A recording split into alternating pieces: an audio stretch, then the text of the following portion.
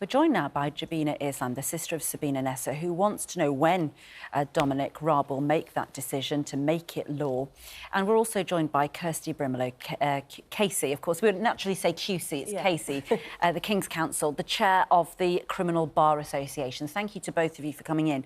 Jabina, of course, now, this is something that is deeply personal to you. And I have to say I hadn't really realised that somebody convicted of a crime, particularly a heinous crime, as in the case of Sabina's, had the choice to avoid being there when you were reading out an impact statement, which is there to influence the judge, of course. But for you, was it a blow that the killer chose not to be there? For me, I felt like it was a kick in the teeth because he's carried out such a horrendous crime on my sister, and the fact that he's not there to listen to what he's done and also the impact that he has created on my family, what we've gone through since the passing of her death and the trauma he's created. And I feel like he took the coward route out. And why was it important to you that he heard it rather than the judge who's making the decision about the sentencing? I think it's more of the impact that he's created on my family, and it's important for... Are you looking to see something in that person's face, some humanity, some, I don't know, remorse? Or are you looking for something from that person in that moment? I think it's more for him to listen to what the crimes he's committed and face what he's done, how he's done it, and the process. Human to human. Yeah. Dominic Raab has said that he's going to change this law. Have you had any contact with him? Have you heard from them regarding where we are with that? No. So since the sentencing from my sister's killer in April 2022, he did say that obviously it's not right that defendants have an option to come to court. He said the same thing this year as well. So with Dominic Raab, he's repeating what he's saying. So it's more words he's saying than action. So what I want now is to put those words into action. Yeah, you wanted to actually sort of make a change, make that happen. Yeah, and Kirsty, you know, we talk a lot about...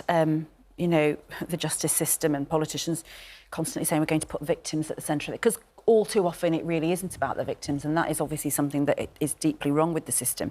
Jabina is truly asking for the victims' families to be put at the centre of this decision. As a KC, what examples have you got that make you cautious about the idea of having a killer who's been convicted facing the family in the dock as the sentencing is being decided?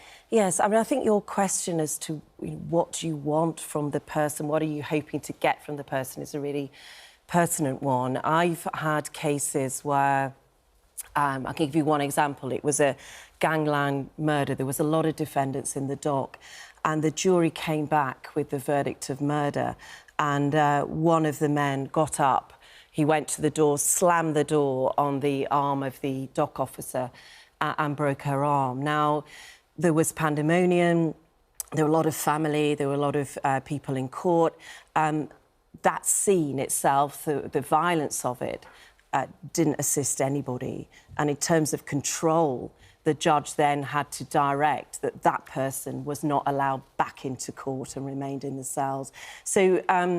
I think the concept of trying to drag a person to court who doesn't want to come to court is very problematic, because what you might then get is somebody there who's perfectly capable of creating a real disturbance. And so the end result would be, in any event, that the judge would be saying, for the benefit, for the integrity of these court proceedings, for the benefit of the family here, that person has to be removed to the cells. So I think it's very, very difficult. It's, I mean, the point that Jabina's making, and I think the families of some of those other people that we talked about who've sadly lost their lives, is that it seems strange that they have this choice in the first place. And there is something that Jabina and her family needed to see when that person was sentenced. You can understand why they would feel like that's a hugely important part of the process for them to go through. Yeah, absolutely. I've got complete sympathy, and when it's described as a coward's way out, of course it's a cowardly way of approaching your responsibility. However, it's not so much that a person has a choice, it's more the judge doesn't have power to order force to be used on a prisoner. What about a sort of video you know, sort of... Yeah. You know, the sort of... Video within the prison. Yes, exactly. We do have video witnesses, sort of, you know, when they can't be in court, they do it that way. Couldn't there be some way that there's a compromise where they're not in physically there to cause disruption, but you get the chance and they can see you and you can see them? I think it is used quite a lot that you have, it's called a CVP hearing, so you'll have a prisoner within the prison, they're in a room. Now, that must be easier to manage, to get a prisoner who's refusing. It must be easier to manage with prison officers to get them into the room to sit there. So that could be explored. Another thing I would say about the escort service in the court building, they are understaffed, under-resourced, and you're also putting people in the line of harm who might not actually have sufficient expertise to deal with the violent prisoners. You hear all that, don't you, Jabina? And I'm sure you've been through the arguments for it. What is it specifically that you would have wanted Sabina's killer to hear from your impact statement on that day?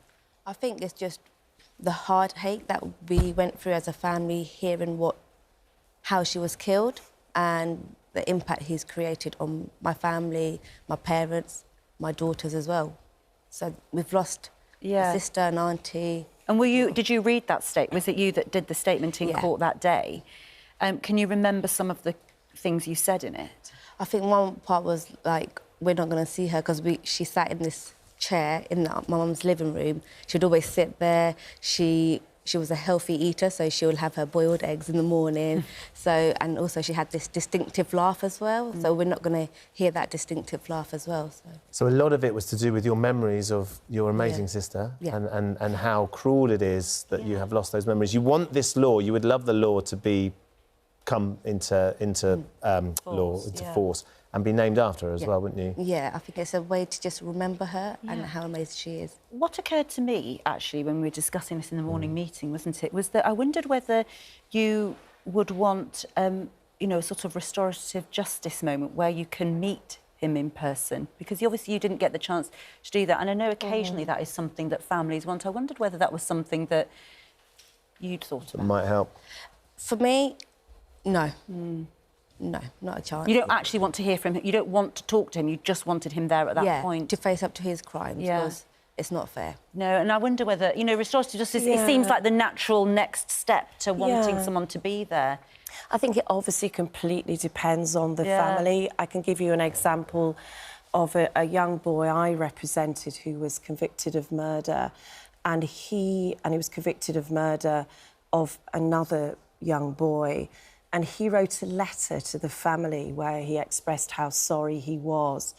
And that was a case with him and with the family where I could see perhaps in years' time that they might, all of them, benefit in some way through a meeting. So I think the exploration of restorative justice, depending on what people... It has to be driven by the family and guided by the family, what they want. But it is something which could be looked into. But I think I would say, ultimately, currently, and I you know, my heart really goes out to you, but we have to get the funding into the criminal justice system, because currently we can't even get defendants brought to court on time in any event. And there's adjournment after adjournment because of lack of funding. And that way, hopefully, we can start to bring our system back up to where it should be. Yeah, and put victims at the centre, and if Jabina wanted him there, he should be there.